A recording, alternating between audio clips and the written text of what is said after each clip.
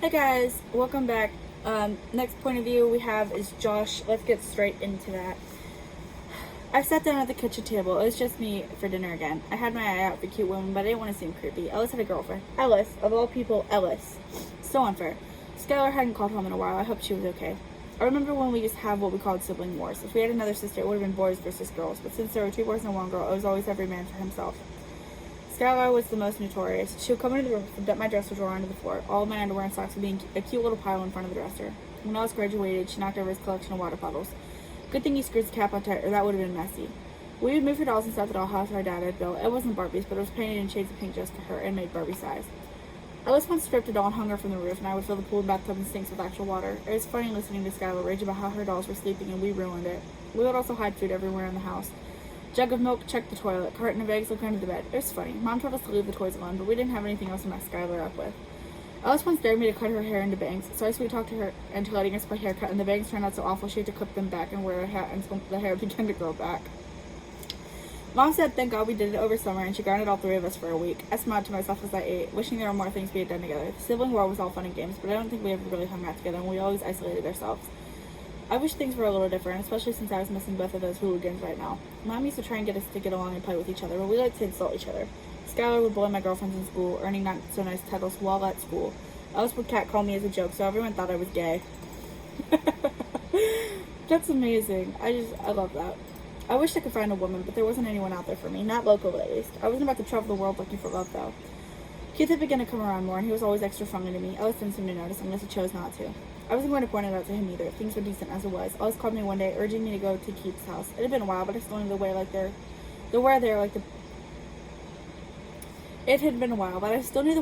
back of my hand. When I got there, there were riding motors in the backyard. There were at least 4 of them.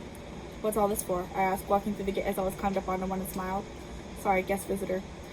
We're playing bumper cars. Keith got on one and gestured for me to hop on one too. I knew this would be how I die, but I also didn't want to miss out. It did sound like fun. I sighed, reluctantly hopping on and starting mine. We drove in circles for a bit before Ellis bumped into Keith. Man, these aren't the same. He frowned, backing away and driving over to me. I squirted when the motors collided, and then we didn't see Keith on his. We stopped our motors and saw him on the ground, bloody and groaning. We rushed him to the hospital, and we were told he was cut practically everywhere. Keith had been burned like that a few times too. There's the 4th of July, he and Alice thought they could make fireworks, and Keith practically lit himself on fire. Then he once tried to deep fry a turkey. I don't know what went wrong, but his doctor was calling other doctors because he had done it so soon after burning himself while making fireworks.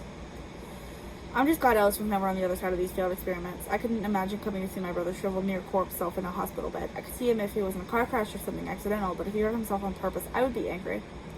After a while, we were allowed to see Keith. He was wrapped in bandages, and he smiled, grimacing when he saw us. Hey, y'all, I didn't mean to fall off. Why did you, man? Ellis asked, sitting next to him. I don't know, I sort of blacked out. I was riding the mower, disappointed with the fact I felt nothing like a bumper car, and then suddenly I was on the ground, and then I woke up here. Ellis blinked a couple times before nodding slowly. Man, we gotta stop being dumb. You're gonna die. I will not. I'm stronger than that. Ellis raised his eyebrow. Okay. How you feeling, Keith? I asked. He shrugs and grimaces. I'm good. I gotta stay here for a few days, though. Ellis smiles. Well, we'll be back to visit you. Come on, Josh. Let's go tell his brother he's okay. Keith waves and lowers his hand. Keep forgetting it hurts to move. We smiled and leave the room, going back to the scene of the crime. This is ridiculous. I don't know why we thought that'd be a good idea. Ellis sighs. I can't believe I let him go through with it. Whoa, hold up, champ. Don't blame yourself for his stupidity. What made him pass out? I don't know. He's been doing that a lot lately. He should see a doctor. That's not normal. I know. Ellis not son at all. Paul answering. Hey man, Keith is in the hospital right now, but he's okay. He just... Bless you. Lower your head. He's just cut up real bad. Paul scoffs. Figures. Do you guys need anything? Nope, we're peachy. Alright, well, I'll see y'all when Keith comes home then, huh? Ellis nods before turning and leaving. I waved to Paul and followed Ellis. I know why they don't get along, but I was never a fan of Keith's older brothers. One was very rarely at home. He was about 6 or 7, maybe even 8 years older than Keith. Paul was only a year or 2, maybe 3, I forget, older than us. So I could understand why he was always there.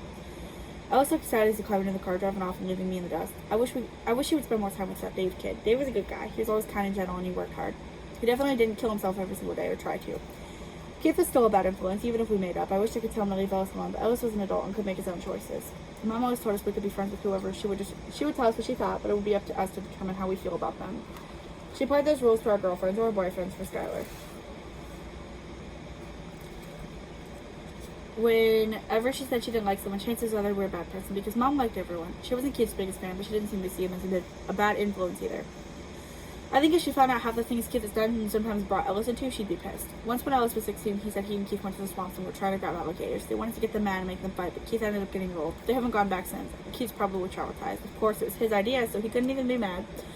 I wish Ellis would stay out of things like that, but he's young and dumb, so he thinks he's invincible. Sometimes I wish something would happen so he would learn that life isn't a game. You don't just respawn somewhere new when you die, and you don't load your previous checkpoint and fix things.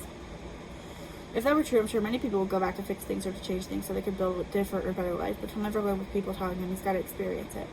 Despite not wanting to, I visit Keith in the hospital from time to time. He was happy to see me, even though we weren't exactly friends. Our bond started coming back when we began telling stories from our past. It was nice to remember the good days, like when Dad had taken us to a racetrack and we would watch cars zoom around in circles. I wasn't particularly interested in cars, but it was cool to see how fast those cars could go. Ellis was 6, but he was fascinated with the cars. A goat had walked into the middle of the track, standing there for a moment before the noise of the cars scared it, making it run into a small circle of grass between the track. It gained the courage to jump out again and got run over, flipping over a car who hit it and was smashed into the ground. Some people threw up. Keith had muttered wow, and Ellis laughed. Dad was disgusted and confused. We were at the fair, so this was a dirt derby or something, but the goat had escaped and someone began to cry.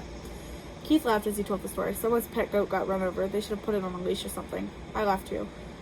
And the fact that Ellis was too little to even really understand. He probably thought it was part of the show. We laugh and Keith shakes his head. Ellis is naive. He always has been, unfortunately. Keith nods. I made a promise to protect him. I made a promise to myself to protect him now. Thank you. I know, I'm trusting the guy who almost went out his own motor to protect my little brother, but Keith was still good for his word. I'll be out of here soon. Look out, world. Right. We laughed and I decided to head out. I had to go check on Josh's cuisine. That's literally your restaurant. You could just say my restaurant. It was still a new thing for me, so I was still scared that something would go wrong and ruin all the good things I had going for me. Ellis texted me asking if I'd seen Keith lately. Yep, he looks much better and we had a good time. You should still go see him sometime soon. I bet he'd like that. Will do. Stopping by after work. Okay, hopefully y'all ain't too busy while he dies on the inside. LOL. Right.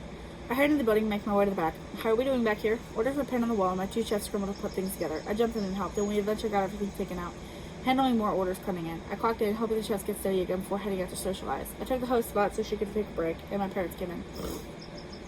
Reservation for Rogers. Dad smiled, and Mom gazed up lovingly at him. Sorry, sir, but you're not on the list. I joked, getting a menu and silverware for them. Come with me. I take them over to their table and set their things down. Dad pulls Mom's chair out, and then he takes a seat. What can I get started for you? We'll have 2 glasses of wine, please. I nod, heading over to the kitchen, pouring their wine. He doesn't have to be specific. Mom only drinks red wine, especially when it's for a fancy occasion. I bring the cups back to them, and he thanks me. Would you like an appetizer or anything? We'll try the cheesy chicken and macaroni, please. Mom smiles. It was something she taught me, so I to include it in my menu. I got them their appetizers, meal, and dessert. I gave them a bottle of our special red wine on the house, and I told them to enjoy their evening together. I was happy to have finally had them come here. They had been talking about it forever. I stayed late that night to help clean up the dining room. Tables had to be fully wiped down, the floor had to be swept and mopped, sometimes twice, and the windows had to be cleaned. I wanted things to be perfect, the way they already were. They had to stay perfect, too. Josh's cuisine was for fancy events for nights out. It wasn't meant to be compared to the nearest Burger King or McDonald's. That's sliking. That's all for Josh's point of view, though. There's not a whole lot, I feel like. Now we're just kind of getting into the, not fun stuffness. I believe we're starting to get into the apocalypse introductions, but I'm not 100% sure. Thank you guys for watching. I hope you enjoyed it, and I hope to see you next week. Bye-bye.